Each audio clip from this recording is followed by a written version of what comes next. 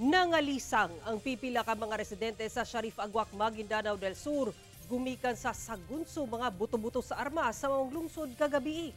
Otoridad, padayon ang clearing operation sa lugar. Ani report.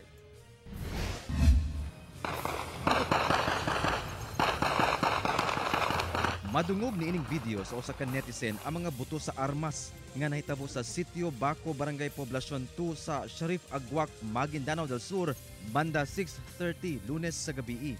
Makita sab ang pipila ka mga police mobile nga paspas nga nang labay aron moresponde ang maong panghitabo.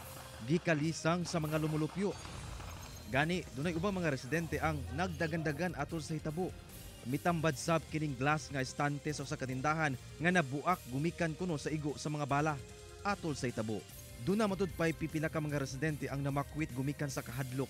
Hinuon matud sa Maguindanao Police Provincial Office, namalik ra ang maong mga namakwit human na pacify ra nila ang maong sitwasyon paglabay sa pipila ka higayon. Yung mga tao naman po na panandali ang lumikas ay bumalik na rin po doon sa kanilang mga tinitirahan.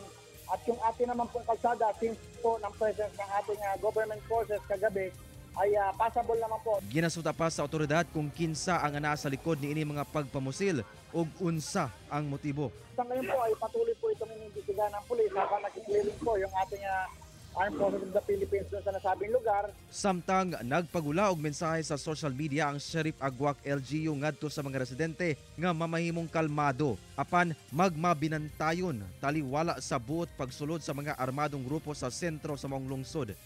Giabisuan sab ni ini ang mga residente nga magpuyo sa ilang mga panimalay sanglit kontrolado na matud pa sa kapulisan ug kasundaluhan ang sitwasyon. Kauban si Gary Balantay, Efren Mamak, 1 Mindanao.